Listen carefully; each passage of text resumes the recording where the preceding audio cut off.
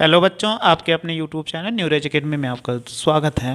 हम आपको पढ़ा रहे हैं क्लास 10th का साइंस में फिजिक्स पार्ट पढ़ा रहे हैं जो आपके लिए सबसे ज़्यादा ज़रूरी है। ये टोटल आपको पूछा जाता है पेपर में 25 नंबर में, तो आपको ऐसे ही पढ़ा रहे हैं। आप अच्छे से पढ़ लीजिए, इसमें आपको कोई प्रॉब्लम नहीं होगी और आपका पेपर जो मिलने वाला है इसी बेस्ड पे ऐसे ही क्वेश्चन मिलने वाले हैं। तो आज आइए हम एक नया टॉपिक पढ़ने जा रहे हैं। इसमें क्या है, प्रकाश के परावर्तन में दर्पण से संबंधित परिभाषाएं। अब दर्पण से संबंधित परिभाषाएं इसलिए हमारे लिए पढ़ना है क्योंकि अगर हम दर्पण से संबंधित परिभाषाओं को नहीं पढ़ेंगे तो कोई भी क्वेश्चन सॉल्व नहीं कर पाएंगे या चित्र नहीं बना में बिना चित्र के इसमें आपने क्वेश्चन अगर देने की कोशिश किया तो नहीं समझ कर पाओगे और आंसर भी पूरा नहीं मिलेगा। अब आप देखिए, नंबर भी आपको देखो यहाँ से। अब सबसे पहले दर्पण का ध्रुव यानी हेडिंग हम लिखते जाते हैं, यानी ध्रुव लिखते जाते हैं और समझाते जाते हैं, समझते हुए चले जाओ। ध्रुव पी, ये क्या होता है, शॉर्ट फॉर्म में लिखेंगे, बहुत लंबा नहीं लिखेंगे। दर्पण का ध्रुव, दर्पण के मध्य बिंदु को ध्रुव कहते हैं, इसे पी से लिखते हैं, इसीलिए हमने लिखा और शॉर्ट में लिख देते हैं दर्पण के मध्य बिंदु को ध्रुव कहते हैं।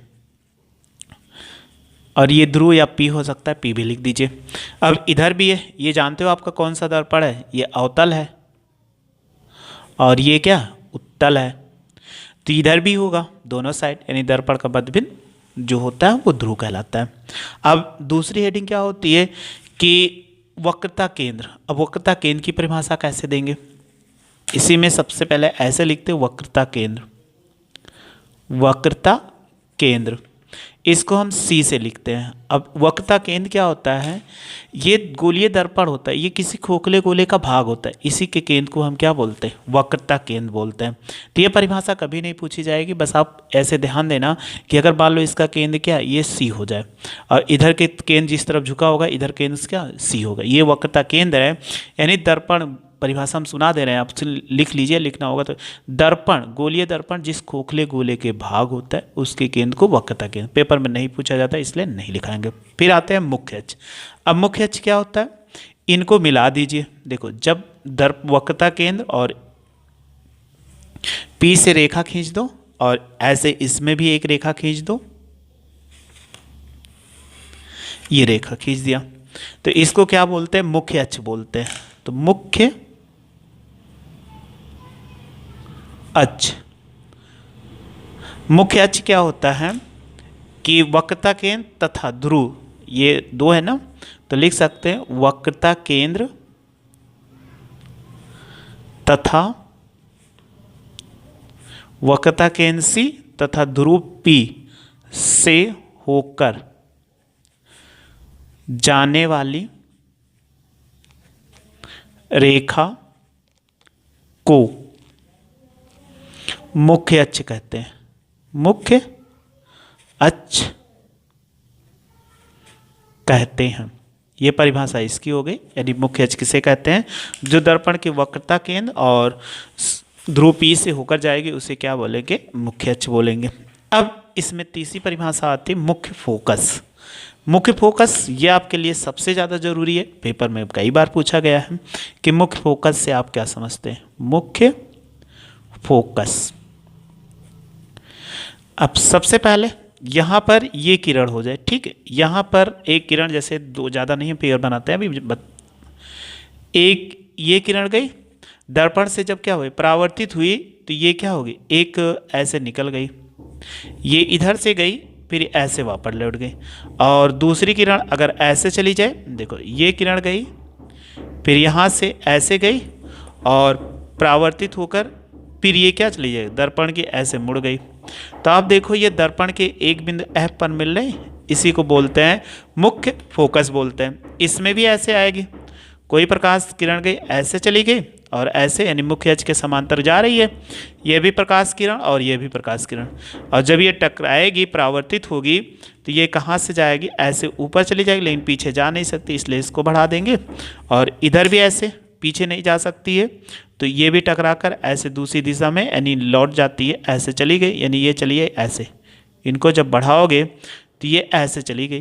तो आप देखो सबसे पहले ये क्या, जहाँ पर मिल रही है ये क्या है, मुख्य फोकस। यानी हम लिख सकते हैं परिभाषा, दर्पण के मुख्य अक्ष के समांतर, देखो ये भी मुख्य अक्ष के समांतर, ये दर्पण के मुख्य अक्ष के समांतर आने वाली प्रकाश किरणें परावर्तन के पश्चात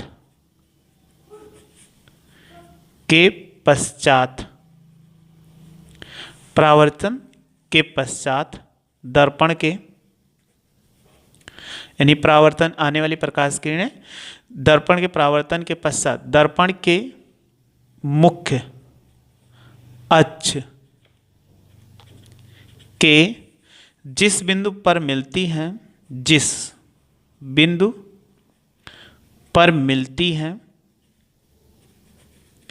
या मिलती हुई प्रतीत होती हैं उस बिंदु को मुख्य फोकस कहते हैं। यानी कोई प्रकाश किरणें आई, देखो यहाँ से आई समझ, ये परावर्तन के पश्चात यहाँ से चली, ये मुख्य फोकस पे मिली, वो मुख्य अक्ष पे मिली, और ये भी आके मुख्य अक्ष पर मिल रही है। तो ये देखो यहाँ पर मिलती है, यहाँ पर मिलती डैश लाइन है, तो मिलती हुई प्रतीत होती है। इसी बिंदु को हम क्या बोलते हैं? मुख्य फोकस बोलते हैं। अब इसी में एक और है, दोनों का आपको मिल जाए। अगर आपके कहा जाए कि अवतल दर्पण मिलती है, उत्तल दर्पण के लिए क्या है? मिलती हुई प्रतीत होती है। यही आपको प्रयोग करना है, तो उत्तल दर्पण और अवतल दर्पण दोनों की बन जाएगी। अवतल का पूछा जाए तो यहाँ मिलती हैं उस बिंदु को मुख्य फोकस कहते हैं, और यहाँ पर मिलती हुई प्रतीत होती उस बिंदु को उत्तल दर्पण का मुख्य फोकस कहते हैं। ऐसे आप बना सकते हैं। फिर आता है फोकस दूरी। फोकस दूरी क्या होता है? देखो कहाँ पर मिल रही है, ये P है और ये मुख्य फोकस है, तो दर्पण के ध्रुव और मुख्य फोकस के बीच की दूरी को क्या बोलते हैं? फोकस दूरी। तो ये हो जाएगा दर्पण के ध्रुव तथा मुख्य फोकस के बीच की दूरी को फोकस दूरी F, चाहे स्मॉल f कहते हैं। ये हो जाएगा। तो याद रखना कि ध्रुव P और मुख्य फोकस, चाहे F लिखना चाहो तो F लिख दो, के बीच की दूरी को हम क्या बोलते हैं? फोकस दूरी F कहते हैं। और अगली आ जाती है वक्रता त्रिज्या। वक्रता त्रिज्या ये क्या होता है? इसको वक्रता त्रिज्या को कैपिटल R से लिखते हैं, और इसको अभी हमने बताया F से लिखते हैं। ये कहाँ से कहाँ होता है?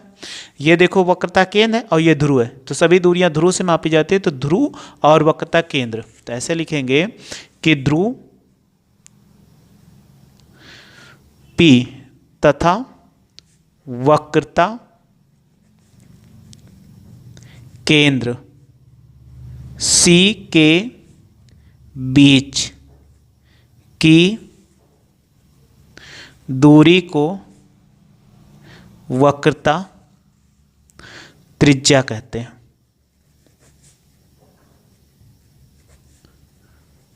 यानी दर्पण के ध्रुव तथा वक्रता केंद्र C के बीच की दूरी को क्या बोलते हैं? वक्रता त्रिज्या कहते हैं। तो ये वक्रता त्रिज्या हो जाएगी। तो आपसे कभी भी ये परिभाषा पूछा जाए तो सबसे ज़्यादा इंपॉर्टेंट ये मुख्य फोकस है और फोकस दूरी। ये आपका पेपर में कई बार पूछा गया कि मुख्य फोकस से आप क्या समझते हैं या फोकस दूरी, तो आसानी से अब आप समझ चुके हैं, इसको लिख लेंगे। अब आइए हम पढ़ते हैं प्रतिबिंब। अब प्रतिबिंब जो होता है, परिभाषा कभी पूछी नहीं जाती है कि परिभाषा पूछी जाती है कि आपको परिभाषा कभी, हम इम्पॉर्टेंट क्वेश्चन पढ़ रहे हैं, बहुत ज़्यादा नहीं पढ़ रहे। प्रतिबिंब, प्रतिबिंब जो होता है ये किसी वस्तु का जिस रंग रूप में वस्तुएं होती हैं उसी रंग रूप में वस्तुएं हमें दिखाई देती है, उसका प्रतिबिंब कहलाता है। यानी अगर हम दर्पण के सामने खड़े हो जाते हैं, दर्पण में जैसे हमारा रंग रूप होता है उसी रंग रूप में हमें वस्तु दिखाई देता है, तो वो उसका प्रतिबिंब कहलाता है। ये दो प्रकार का होता है, एक होता है वास्तविक प्रतिबिंब, और दूसरा होता है आभासी प्रतिबिंब। आभासी प्रतिबिंब ये दो प्रकार के होते हैं, यानी एक वास्तविक होता है, दूसरा कैसा होता है, आभासी प्रतिबिंब होते हैं। अब वास्तविक प्रतिबिंब की बात करें कि वास्तविक प्रतिबिंब, तो यहाँ पर दो प्रकार, एक आभासी एक वास्तविक। तो प्रतिबिंब जान रखना, इसको याद है पर्दे पे प्राप्त, वास्तविक प्रतिबिंब ये पर्दे पे प्राप्त किया है, पर्दे पर नहीं प्राप्त किया है। यानी आभासी प्रतिबिंब को हम पर्दे पे प्राप्त कर वास्तविक प्रतिबिंब को पर्दे पे प्राप्त कर सकते हैं, परंतु आभासी प्रतिबिंब को पर्दे पर प्राप्त नहीं किया जा सकता, ये हमेशा याद रखना। अब हमें सबसे ज़्यादा ज़रूरी है प्रतिबिंब बनने के नियम, क्योंकि इससे क्वेश्चन अक्सर बार पूछा गया, बहुत पूछा गया कि प्रतिबिंब बनने कैसे कैसे प्रतिबिंब बनता है। तो पहले हम थोड़ा सा पढ़ लेते प्रतिबिंब बनने के नियम, शॉर्ट में बताएंगे, बस आपको जैसे हम बता रहे वैसे ही समझना है, इसके बाद आपको कोई दिक्कत नहीं होगी, कोई दिक्कत होगी। हम अगर एक दर्पण ले लेते हैं, कोई भी चाहे जैसा हो, उसको दर्पण बना लेते हैं। सपोज कर लीजिए ये क्या हो जाएगा, उत्तल बना लेते हैं, और इस तरफ क्या कर लेते हैं, अवतल बना लेते हैं। ठीक, ये हो गया, दो दर्पण बन गए। अब दोनों दर्पण में इस तरफ आप इसको जानते हो, अगर बाहरी पृष्ठ को हमने क्या कर दिया, पॉलिश कर दिया, तो ये अवतल हो गया, ये अवतल हो गया। और इसको क्या किया, अंदर वाले पृष्ठ को पॉलिश कर दिए, तो ये क्या उत्तल हो गए। अभी हमने आपको बताया दर्पण से संबंधित परिभाषा, इसलिए हमें जरूरी था क्योंकि प्रतिबिंब बनना यही से हमें पता चलता है। ये P हो गया, एक रेखा अगर आप खींच दो ऐसे सीधा, जो P से होकर जाएगी, एक ऐसे हमने रेखा खींचा, इधर चली गई और इधर भी खींच दे रहे हैं, अभी हम P लिख देते हैं, ये हो गया। तो एक चीज़ अभी हमने बताया, इधर भी P होगा और इस तरफ वक्रता केंद्र C हो जाए, इस तरफ वक्रता केंद्र C हो जाए, तो दोनों का केंद्र आपको पता चल गया। अब सबसे पहला प्रकाश की किरणें, कि अगर आपसे प्रकाश किरणें का नियम आए तो आप याद रखना, पहला नियम है यदि कोई प्रकाश की किरण है वो मुख्य अक्ष के समांतर चल रही, यानी अगर ये मुख्य अक्ष के समांतर जाए, यानी प्रकाश किरण क्या होगी, प्रकाश किरण ये किसके हो, मुख्य अक्ष के समांतर चलती है। अगर ये क्या होगी, मुख्य अक्ष के समांतर होगी, तब याद रखना इसका जब परावर्तन होगा तो ये यहाँ पर एक बिंदु बताया था F, ये क्या होगा, मुख्य फोकस से होकर जाएगी, यानी मुख्य फोकस से होकर जाती है, ये आपको याद हो गया। अगर कोई भी प्रकाश किरण कैसे आए, मुख्य, याद रखना मुख्य अक्ष के समांतर, तो अगर यहाँ से आई ये प्रकाश किरणें तो ऐसे आई, अब यहाँ तक आएगी, इसके बाद जैसे ही परावर्तन होगा वो मुख्य फोकस से चली जाएगी, ये इधर चली गई, आपने ये अच्छे से देख लिया। ठीक, कोई दिक्कत नहीं इसमें। अगर यहाँ से आएगी, अब इसको भी अगर हम खींचेंगे तो यहाँ पर F होगा, तो देखो ये सबसे पहले ऐसे आई समांतर, मुख्य अक्ष के समांतर आई, अब समांतर आने के पश्चात जब परावर्तन होगा तो ये किससे जाएगी, मुख्य फोकस से ऐसे दिशा में चली जाएगी, बाहर वाली दिशा में। इनको जब बढ़ाओगे यानी आगे बढ़ा देंगे तो ये ऐसे मिल गए, यानी ऐसे आई, ये ऐसे चली गई, यानी मुख्य फोकस से होकर जाएगी। तो यहाँ पर देखो इधर नहीं जा सकती, इसलिए इसको डॉट मिलाएंगे, यानी ये क्या होगा, डॉट डॉट करके ऐसे आ जाएगी। तो सबसे पहली किरणें मुख्य अक्ष के समांतर आएगी तो मुख्य फोकस से होकर जाएगी। और दूसरी है, अगर मुख्य फोकस से आ रही है, इसी में देखो मुख्य फोकस से आने, अगर मुख्य फोकस से आने वाली, अगर ये मुख्य फोकस से आएगी तो ये क्या हो, मुख्य अक्ष के समांतर हो जाएगी, मुख्य अक्ष के समांतर जाएगी।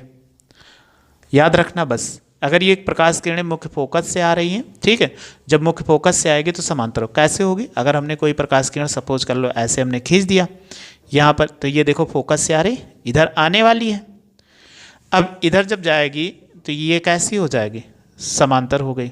बस यही आप याद रखना, तो कोई भी क्वेश्चन आपको बनाने में कोई दिक्कत नहीं होगी कि कोई दिक्कत होगी। तो एक आई मुख्य फोकस से, यानी समांतर आई मुख्य फोकस, और मुख्य फोकस से तो इसी का उल्टा हो जाता है, तो समांतर। ये पहला था, ये दूसरा था, तीसरा क्या है, तीन ही नियम है, बस तीनों को ध्यान से पढ़ने हैं। अगला वक्रता केंद्र, वक्रता केंद्र जैसे जाएगी वैसे क्या वापस लौट आएगी, यानी वक्रता केंद्र से जाएगी तो वक्रता केंद्र से क्या करेगी, वापस लौट आएगी, यानी इसका चेंजिंग नो चेंजिंग हम बोलते हैं।